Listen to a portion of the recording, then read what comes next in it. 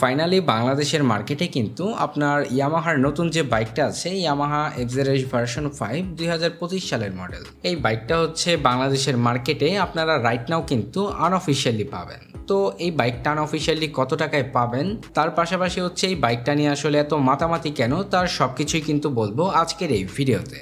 কারণ হচ্ছে এই বাইকটা কিন্তু বিগত মডেলের আপডেটেড ভার্সন, এটাতে আপনারা ব্যাপক পরিবর্তন পাবেন বিগত মডেলের থেকে। আর তাছাড়া এই বাইকটার আসলে মেইন আকর্ষণই হচ্ছে এইটার হাইব্রিড ইঞ্জিন, যেটা নিয়ে কিন্তু আমরা বিস্তারিত কথা বলবো ভিডিওতে। তো চলুন ভিডিওটা শুরু করি। আর আপনি যদি বাইক রিলেটেড যে কোনো ধরনের আপডেট পেতে চান তাহলে কিন্তু আমাদের চ্যানেলটাকে সাবস্ক্রাইব করে আমাদের পাশেই থাকবেন। So let's begin. প্রথমেই যদি বাইকটার লুকস অ্যান্ড ডিজাইন এবং এর বিল্ড কোয়ালিটি নিয়ে কথা বলি, এই বাইকটা কিন্তু বিগত মডেলের সাথে পুরোপুরি মিল রাখলেও এটাতে হচ্ছে আপনারা গ্রাফিক্সে কিছু পরিবর্তন পাবেন, যেটা কিন্তু বিগত মডেলের থেকেও এই বাইকটাকে দেখতে আরও আকর্ষণীয় করে তোলে। এই বাইকটাতে আসলে ডিজাইনের ক্ষেত্রে যদি বলতে যাই, আপনারা শুধুমাত্র গ্রাফিক্সের ক্ষেত্রে কিন্তু পরিবর্তন পাবেন, এছাড়া পুরোপুরি কিন্তু দেখতে বিগত মডেলের মতোই। এরপরে যদি বাইকটার বিল্ড কোয়ালিটি নিয়ে কথা বলি, এই বাইকটা কিন্তু সত্যি প্রিমিয়াম সেগমেন্টের একটা বাইক মনে হবে দেখলে। এই বাইকটার বিল্ড কোয়ালিটি আপনারা বিগত মডেলের থেকেও কিন্তু অনেক বেটার পাবেন। এরপরে যদি বাইকটার পরবর্তী সেকশন নিয়ে কথা বলতে যাই, এই বাইকটাতে হচ্ছে আপনারা হেডলাইট হিসেবে পাবেন এলইডি ভালভের হেডল্যাম্প সেটআপ। এইখানে আর কি তেমন কোনো পরিবর্তন পাবেন না, কারণ এটা কিন্তু পুরোপুরি বিগত মডেলের মতোই। এখানে যদি তারা এলইডি ভালভের পরিবর্তে এলইডি প্রজেকশন হেডল্যাম্প সেটআপ দিত, তাহলে আমার মনে হয় এটা থেকে আপনারা নাইট ভিজিবিলিটি আরও ভালো পেতেন। এর কারণ যদি বলি, এলইডি ভালভের যে হেডল্যাম্প আছে এর থেকেও পাওয়ারফুল কিন্তু এলইডি প্রজেকশন হেডল্যাম্প সেটআপ। তাছাড়া মনে করেন বাইকটাতে বাকি সব কিছু কিন্তু বিগত মডেলের মতোই, যেমন হচ্ছে এলইডি ভালভের ইন্ডিকেটরসের পাশাপাশি এলইডি ভালভের টেল ল্যাম্প পাবেন। এই বাইকটার ক্ষেত্রে আপনারা আরও একটা বড় যে পরিবর্তনটা পাবেন সেটা হচ্ছে বাইকটার ইন্ডিকেটর সেকশনে। কারণ হচ্ছে আপনারা যদি ইন্ডিকেটরগুলো দেখেন তাহলে দেখবেন যে এটা কিন্তু ফুয়েল ট্যাঙ্কের সাথে অ্যাটাচ করে দিয়েছে, যেটা কিন্তু আসলে বিগত মডেলের বাইকটাতে ছিল না। আপনারা যদি বিগত মডেলের বাইকটাকে লক্ষ্য করে থাকেন তাহলে সেখানে দেখবেন যে ইন্ডিকেটরগুলো কিন্তু হেডলাইটের পাশেই রয়েছে,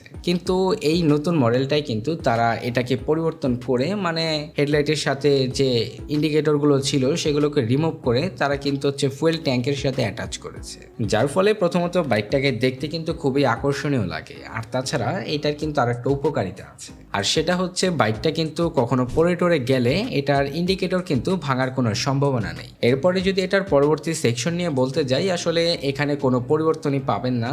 যেমন যদি বাইকটার ফ্রন্ট সেকশন নিয়ে বলি, এটা কিন্তু পুরোপুরি বিগত মডেলের মতোই। এখানে হচ্ছে আপনারা single channel ABS braking system পাবেন। যদিও আসলে বাইকটার রেয়ার সেকশনের যে প্লেটটা আছে এটা দেখলে অনেকে মনে করবেন যে বাইকটাতে কিন্তু ডুয়াল চ্যানেল এবিএস রয়েছে, কিন্তু আসলে এটা সম্পূর্ণ ভুল। কারণ ওইটা হচ্ছে আপনার বাইকটাতে আর কি একটা আপডেটেড ফিচার আছে, যেটা হচ্ছে ট্র্যাকশন কন্ট্রোল সিস্টেম। তো এই যে প্লেটটা দেখতেছেন এটা হচ্ছে সেই টিসিএস বা ট্র্যাকশন কন্ট্রোল সিস্টেমেরই কিন্তু একটা প্লেট। তো যাই হোক, এখানে আসলে বাইকটার ব্রেকিং সিস্টেম নিয়ে যদি বলতে যাই, বরাবরের মতোই কিন্তু ইয়ামাহার ব্রেকিং সিস্টেমগুলো যথেষ্ট ভালো হয়ে থাকে। এখানে হচ্ছে আপনারা সিঙ্গেল চ্যানেল এবিএস পাবেন, যেটা হচ্ছে বাইকটার ব্রেকিং সিস্টেমকে কিন্তু যথেষ্ট স্ট্রং করে। কিন্তু তারপরেও এই সেগমেন্টের একটা বাইক অনুযায়ী এই বাইকটাতে কিন্তু ডুয়াল চ্যানেল এবিএস কিন্তু দেওয়া অবশ্যই উচিত ছিল, কিন্তু এখানে আপনারা সেটা পাচ্ছেন না। এছাড়া বাইকটার রেয়ার সেকশন নিয়ে আসলে বলার কিছু নেই, এটাও কিন্তু পুরোপুরি বিগত মডেলের মতোই। এরপরে বাইকটাতে হচ্ছে আপনারা যে পরিবর্তনটা পাবেন সেটা হচ্ছে বাইকটার স্পিডোমিটারে। আপনারা যদি ইয়ামাহার বিগত মডেলের বাইকগুলোকে দেখে থাকেন তাহলে সেখানে দেখবেন যে ইয়ামাহার যে বাইকগুলো আছে সেগুলোর স্পিডোমিটার কিন্তু একেবারেই দেখতে মানে খুবই বাজে, এক কথায় বলতে গেলে বাজে। তো ওইসব স্পিডোমিটার বাদ দিয়ে কিন্তু ইয়ামাহা এই বাইকটাতে তারা নতুন একটা স্পিডোমিটার দিয়েছে, যেটাতে আসলে আপনারা বর্তমানের সকল আপডেট ফিচারগুলো পাবেন, মানে বলতে পারেন সব যতগুলো ফিচার আছে আর কি। আর তাছাড়া এই স্পিডোমিটারটাতে আরও একটা সুবিধার কথা যদি বলি, এটাতে কিন্তু হচ্ছে আপনার গিয়ার ইন্ডিকেটর আছে, যেটা কিন্তু ইয়ামাহার বিগত কোনো মডেলের বাইকেই কিন্তু ছিল না, মানে হচ্ছে এফজেড সিরিজের যতগুলো বাইক আছে। তো যাই হোক, এটা কিন্তু খুবই ভালো ব্যাপার। আর তাছাড়াও কিন্তু এই স্পিডোমিটারটাকে আপনারা ফোনের মাধ্যমে কিন্তু কন্ট্রোল করতে পারবেন।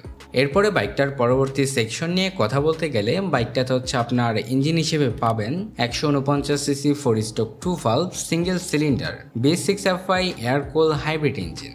বাইকটার মেন আকর্ষণই হচ্ছে কিন্তু এটার হাইব্রিড ইঞ্জিনটা। তো আসলে এই হাইব্রিড ইঞ্জিনটা কি, এটা সম্পর্কে আমি আপনাদের বিস্তারিত বলি। এই বাইকটাতে আসলে যে পরিমাণে পাওয়ারটা দেওয়া হয়েছে, মানে ইনিশিয়াল যে পাওয়ারটা আছে এটা কিন্তু খুবই কম। তো এই পাওয়ারটাকে বাড়ানোর জন্যই কিন্তু আর কি এই যে টেকনোলজিটা রয়েছে এটা কিন্তু তারা দিয়েছে। মানে হাইব্রিড ইঞ্জিনটা হচ্ছে বাইকটাতে যে পরিমাণে পাওয়ার অ্যান্ড টর্ক আছে এটাকে আরও বাড়িয়ে তোলা। মানে হচ্ছে বাইকটাতে আপনারা যে পরিমাণে পাওয়ার দেওয়া হয়েছে তার থেকে আর কি একটু বেশিই পাবেন। এই বাইকটা হচ্ছে আপনার ম্যাক্সিমাম পাওয়ার প্রডিউস করে 12.23 বিএইচপি অ্যাট 7250 আরপিএম এবং ম্যাক্সিমাম টর্ক উৎপন্ন করে 13.3 নিউট্রাল মিটার অ্যাট 5500 আরপিএম। এর ফলে বাইকটা থেকে হচ্ছে আপনার টপ স্পিড ওঠে অ্যারাউন্ড 120 কিলোমিটারের আশেপাশে। আর তাছাড়া যদি বাইকটার মাইলেজ নিয়ে বলতে যাই, এই বাইকটা থেকে কিন্তু আপনারা মাইলেজ বিগত মডেলের থেকেও অনেক বেশি পাবেন। অ্যারাউন্ড হচ্ছে এই বাইকটা থেকে আপনারা মাইলেজ পাবেন 50 থেকে 55 কিলোমিটারের আশেপাশে। তো মোটামুটি বাইকটার ইঞ্জিন সেকশনে কিন্তু আপনারা এগুলোই পাবেন। এছাড়া হচ্ছে বাইকটাতে কিছু ফিচার রয়েছে যেমন ট্র্যাকশন কন্ট্রোল সিস্টেম এবং side stand cut off sensor. তো মোটামুটি বাইকটার সম্পর্কে ওভারঅল সবকিছু বলে দিয়েছি। এখন এটার প্রাইস নিয়ে কথা বলি। এই বাইকটা কিন্তু বাংলাদেশের রাইট নাও আপনারা পাবেন 4 লাখ টাকার আশেপাশে, কারণ যেহেতু আনঅফিসিয়ালি বাইকটা এসেছে তো এটার দাম অনেকটাই বেশি। আর তাছাড়া বাংলাদেশে যখন ইয়ামাহার বাইকগুলো আনঅফিসিয়ালি এভাবে আসে তখন দামটা কিন্তু একটু বেশিই হয়। তো আমি যদি আসলে বলি এই বাইকটাকে আসলে পরে কিনলেই ভালো হবে, কারণ অফিসিয়ালি কিনতে গেলে এটার প্রাইস কিন্তু অনেকটাই কমবে।